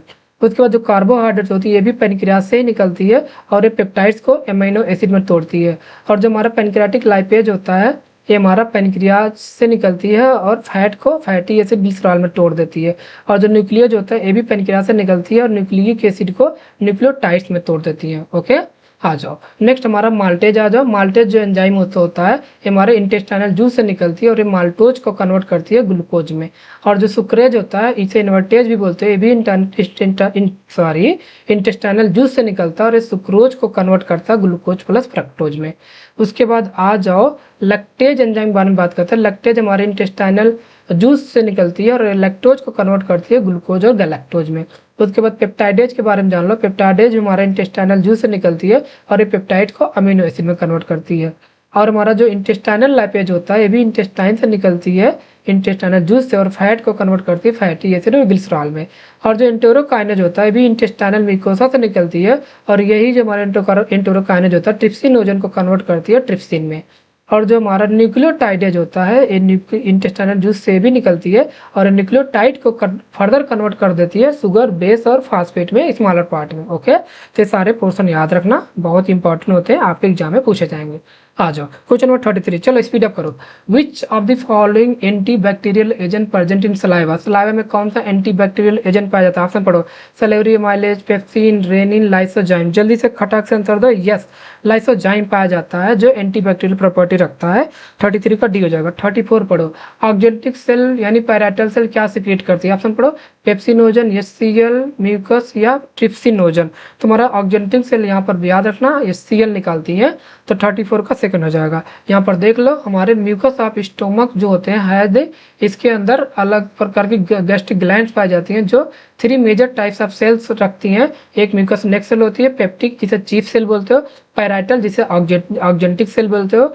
म्यूकस नेक सेल म्यूकस निकालती है, नमोए बता रहा। पेप्टिक या चीफ सेल हमारी पेप्सिनोजन निकालता है और पैराइटल और ऑक्जेंटिक सेल एचसीएल निकालती है, साथ में कुछ इंट्रिंसिक फैक्टर निकालती है जो इसेंशियल होती है for the absorption of vitamin B12। Clear? आ जाओ 35 पढ़ो। कह रहा pepsinogen is converted into pepsin. जो पेप्सिनोजन होता है इनएक्टिव फॉर्म में होता है, इसको पेप्सिन फॉर्म में एक्टिव फॉर्म में कन्वर्ट कौन करता है? ऑप्शन पढ़ो। एंटेरोकाइनेज, बाइल, हाइड्रोक्लोरिक एसिड या लाइपेज। यहाँ पर करेक्ट आंसर हो जाएगा बच्चा हाइड्रोक्लोरिक एसिड। यस, एचसीएल जो होता है पेप्सिनोजन को पेप्सिन में कन्वर्ट करता रहता है। आगे आ जाओ 36 पढ़ो। Which enzyme is specifically found in gastric juice of infant for the milk digestion? अभी जस्ट पढ़ के आया जो भी एंजाइम का टेबल पढ़ा रहा था, तो ऑप्शन पढ़ो। पेप्सिन, ट्रिप्सिन, एमाइलेज या rennin? Yes, correct answer rennin. Rennin को ही तो हमारे gastric juice of infant milk को डाइजेशन में हेल्प करता है। जो हमारे इन्फेंट के अंदर जो मिल्क होता है जो हमारे उसको पचाने के लिए रेनिन ही रिस्पॉन्सिबल होता है, ये एंजाइम जो पाया जाता है गैस्ट्रिक जूस ऑफ इन्फेंट के। क्लियर? 36 का डी वाला राइट आंसर हो जाएगा। आ जाओ 37 पढ़ो। 37 कह रहा trypsinogen is activated by which enzyme? Trypsinogen किस एंजाइम की मदद से एक्टिवेट किए जाते हैं? ऑप्शन पढ़ो। कह रहा एंटेरोकाइनेज, एचसीएल, काइमोट्रिप्सिन या बाइल साल्ट। तो यहाँ पर याद रखना जो हमारा एंटेरोकाइनेज होता है इसकी मदद से एक्टिवेट किया जाता है हमारा ट्रिप्सिनोजन। ओके, आ जाओ नेक्स्ट आ जाओ 38 पढ़ो। 38 करा bile help in the digestion of fat through a process call. तो जो हमारा पित्त वसा के पाचन में किस प्रक्रिया के माध्यम से मदद करता है? ऑप्शन पढ़ो। एब्जॉर्प्शन, इमल्सिफिकेशन, एसिमिलेशन या मास्टिकेशन। ये बहुत ही फेमस क्वेश्चन है, इसे इमल्सिफिकेशन बोलते हो। तो इमल्सिफिकेशन ही प्रोसेस होता है जिसकी मदद से फैट का डाइजेशन होता है। आ जाओ 39 करो। Which organ is the main site of digestion and absorption? ये भी अभी जस्ट पढ़ के आओ। Stomach, large intestine, small intestine, oesophagus. तुम्हारा स्मॉल इंटेस्टाइन जो होती है सबसे मेन साइट होती है डाइजेशन एंड एब्जॉर्प्शन की। चलो 40 पढ़ो। 40 करो। मैक्सिमम वाटर एब्जॉर्प्शन अकर इन कहाँ होता है? लार्ज इंटेस्टाइन में, स्टोमक में, कि स्मॉल इंटेस्टाइन में, कि माउथ में? तो ये भी जस्ट पढ़ के आए हो। क्या होता है? लार्ज इंटेस्टाइन में सबसे ज़्यादा और वाटर का एब्जॉर्प्शन होता है। 40 का ए हो जाएगा। 41 पढ़ो। करा जॉन्डिस इज द इन्फ्लेमेशन और डिसऑर्डर। जॉन्डिस किससे रिलेटेड डिसऑर्डर होती है? पीलिया जिसे बोलते हो। हाथ में पढ़ो। स्टोमक, पेनक्रियाज, इंटेस्टाइन या लीवर। तो 41 का याद रखना जो हमारा लीवर से रिलेटेड बीमारी होती है ये जॉन्डिस होती है। जॉन्डिस याद रखना लीवर से रिलेटेड बीमारी होती है। 41 का डी। 42 पढ़ो, कह रहा vomiting centre is located in, vomiting centre कहाँ पाया जाता है? ऑप्शन पढ़ो, सेरिब्रम में, मेडुला में, हाइपोथैलेमस में या पॉन्स में। तो इसे याद रखना, याद रखने वाला क्वेश्चन है। वोमिटिंग सेंटर हमारा कहाँ पाया जाता है? मेडुला में पाया जाता है। 42 का सेकंड हो जाएगा। 43 पढ़ो, करो डिफिशियंसी ऑफ बोथ, जिसके अंदर प्रोटीन और कैलोरी की दोनों की कमी अगर इन्फेंट के अंदर पाया जा रहा, उसकी कमी को क्या बोलते हो? ऑप्शन मैरस्मस, क्वार्टरकोर, रिकेट्स या बेरीबोरी। तो इससे बोलते हो, याद रखना, जब से अंदर जिसके अंदर जिस बच्चे के अंदर इन्फेंट के अंदर प्रोटीन और कैलोरी दोनों की कमी पाई जाए उसे हम बोलते हैं मैरस्मस। याद रखना, यहाँ पर करेक्ट आंसर हमारा पहला वाला जाएगा। यहाँ पर देख लो, दो टाइप के माल न्यूट्रिशन होते हैं, एक तो क्वार्टरकोर होता है और एक मैरस्मस। जब मैरस्मस होता है इसमें बॉडी पूरी सूख जाती है, हड्डी तक दिखने लगती है, तो यहाँ पर देख सकते हो लॉस ऑफ मसल मास हो जाती है, मसल्स एकदम गायब होने लगती है। और जो क्वार्टरकोर होता है इसमें देखोगे यहाँ पर मून फेस होता है, यहाँ पर एब्डोमिनल बल्ग हो जाता है। इस दोनों के बीच का डिफरेंस है। हाँ, जब 44 के बारे में बात करो, kwashiorkor is caused by deficiency of, तो ऑप्शन पढ़ो, कैलोरी की मदद से, फैट की मदद से, विटामिन की मदद से या केवल प्रोटीन की मदद से। तो याद रखना, यहाँ पर केवल प्रोटीन की मदद से हमारा केवल प्रोटीन की कमी की वजह से, डिफिशियंसी की वजह से क्वार्टरकोर होता है। 44 का डी हो जाएगा। ऑप्शन पढ़ो 45, करा abnormal frequency of bowel movement and increase liquidity of faeces are called. जो हमारा abnormal frequency of bowel movement होता है और जब लिक्विडिटी बढ़ जाती है तो उस बीमारी को क्या बोलते हो? कॉन्स्टिपेशन, डायरिया, इंडाइजेशन या वोमिटिंग। तो बहुत ही बुरी कंडीशन होती है, इससे बोलते हो क्या? डायरिया। इस केस में क्या होता है, ऐसे पेशेंट बार बार इनको टॉयलेट लगता रहता है और वो लिक्विड के फॉर्म में रिलीज होता रहता है। तो डायरिया मतलब दुगनी गति से फीकल मैटर का रिलीज होना in liquid form is called diarrhoea. 45 का करेक्ट आंसर सेकंड हो जाएगा। आ जाओ 46 के बारे में बात करते हैं। खरा गिलिंसन कैप्सुला जैसे एसोसिएटेड विथ, इसके बारे में तो बता चुके हैं। आपने पढ़ो, पैनक्रियाज, स्टोमक, किडनी, लीवर क्या होगा? यस, किसके अंदर पाया जा रहा है? लीवर के अंदर ही तो गिलिंसन कैप्सूल पाया जा रहा था। यस, आ जाओ 47 पढ़ो। खरा which of the following is not salivary gland, इसमें कौन सा सैलिवरी ग्लैंड नहीं है? आपने पढ़ो, पैरोटिड, सबमैक्सिलरी, लैक्राइमल और सबलिंगुअल। तो यहाँ पर जल्दी से बताओ, यहाँ पर पैरोटिड भी सब सैलिवरी ग्लैंड है, सबमैक्सिलरी भी है और सबलिंगुअल है, तो नहीं है तो क्या हमारा? लैक्राइमल। तो 47 का सी हो जाएगा। आ जाओ 48 पढ़ते हैं। सॉरी, उससे पहले यहाँ पर एक ट्रिक भी याद कर लो सब सैलिवरी ग्लैंड याद करने का, मैंने अभी पीछे भी बताया था। तो ट्रिक है, प्यारे संतोष मेरी वाइफ लेगी बेड रेस्ट। प्यारे से हो जाएगा पैरोटिड ग्लैंड और मेरी से हो जाएगा सब मैक्सिलरी ग्लैंड, लेगी से हो जाएगा सबलिंगुअल ग्लैंड और डक्ट के नाम याद करना, संतोष से स्टेंसन डक्ट हो जाएगा और वाइफ से वार्थन डक्ट हो जाएगा, बेड रेस्ट बार्थोलिन डक्ट हो जाएगा, इसे डक्ट ऑफ रिंगनस बोलते हैं। क्लियर? हाँ, जो 48 पढ़ते हैं। 48 कह रहा है structural functional unit of liver किसे बोलते हो? अभी ये भी डिस्कस कर चुके हैं। Option hepatic lobule, hepatic cell, nephron और एल्वियोलाई। तो 48 का करेक्ट आंसर हेपेटिक लोबुल्स को ही बोलते हैं स्ट्रक्चरल एंड फंक्शनल यूनिट।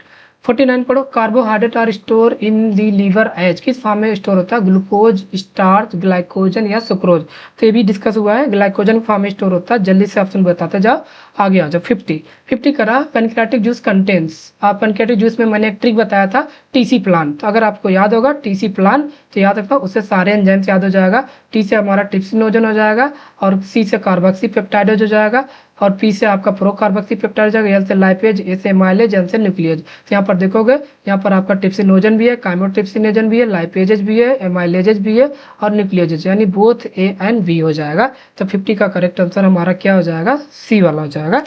आ जाओ 51% पीएच ऑफ सलाइवा, सलाइवा का पीएच अभी भी देखे हो 6.8, 1.2, 7.8, 8.4। जल्दी बताओ क्या होता है? यस, इसका करेक्ट आंसर ए वाला हो जाएगा। सलाइवा का जो पीएच होता है 6.8 होता है। यहाँ पर कुछ पीएच के नाम याद कर लो, रेंज याद कर लो। स्टमक का पीएच एसिडिक होता है 1.5 से 3.5 याद रखना। ब्लड का पीएच हमारा बेसिक होता है 7.3 से 7.4। सलाइवा का पीएच स्लाइटली एसिडिक होता है 6.8 याद रखना। पैनक्रियाटिक जूस का पीएच 7.8 से 8.3 के बीच में होता है, एल्कलाइन होता है। और बाइल का पीएच याद रखना, ये भी एल्कलाइन होता है, 7.6 से 8.6 के बीच होता है। तो ये सारे पीएच है, थोड़ा सा याद रखना। आ जाओ लास्ट क्वेश्चन, इन जॉइंडिस में skin and I turn yellow colour की हो जाती है, किसकी डिपोजिशन? ऐसा क्या डिपोजिट हो जाता है जिसकी वजह से स्किन और आई का कलर येलो हो जाता है? ऑप्शन पढ़ो, कैल्शियम, बाइल पिगमेंट, आयरन या विटामिन। तो यहाँ पर याद रखना, बाइल पिगमेंट के डिपोजिशन की वजह से ही हमारे जो स्किन और आई का कलर येलो हो जाता है। तो इस तरीके से इसका करेक्ट आंसर मिल चुका है। तो आई होप इस वीडियो में आपको डाइजेस्टिव सिस्टम से रिलेटेड आज जितनी भी प्रॉब्लम हो रही होंगी आज के बाद नहीं होंगी। इस वीडियो को जरूर देखो, अपने दोस्तों को भी शेयर करो। जो भी लोग अभी नए थे इस वीडियो को लाइक सब्सक्राइब भी करके जाएं, ताकि हम अगली वीडियो में और अच्छी वीडियो लेके आएँ आपके लिए। तो अभी HAP में 2 लेक्चर बच रहे हैं हमारे। कौन कौन से? एक तो हमारा एंडोक्राइन सिस्टम और एक रिप्रोडक्टिव सिस्टम। ये दोनों ही मोस्ट इंपॉर्टेंट पोर्शन होते हैं हमारे HAP के। इसको भी जल्दी से ही हम इसी वीक में कवर कर देंगे, टेंशन नहीं लेने का। बाकी आप लोग अदर वीडियो के लेक्चर जो भी अपलोड हो रहे हैं, अगर आप SSC फार्मेसी की तैयारी कर रहे हो या नाइपर एग्जाम देने जा रहे हो, उसके रिलेटेड नॉन फार्मा के भी वीडियो अपलोड हो रहे हैं, उसको भी देखो और अपनी पढ़ाई को कंटिन्यू रखो। डिमोटिवेट नहीं होना है, थोड़ा सा रील को कम स्क्रॉल करना है, क्योंकि अभी तो बहुत ज़्यादा एडिक्शन हो रहा है, अपडेट पे अपडेट दिया जा रहा है, थोड़ा सा मन उधर जा ही रहा होगा, तो उसको कंट्रोल करो और पढ़ाई पे फोकस करो। मिलते हैं एक नए वीडियो के साथ। Thank you so much.